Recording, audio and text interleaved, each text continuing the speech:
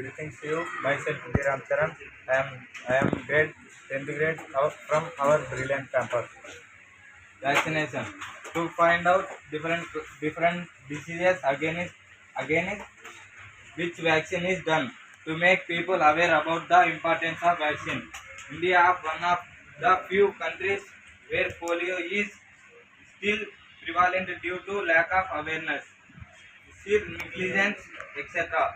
Government is striving hard for a zero polio nation.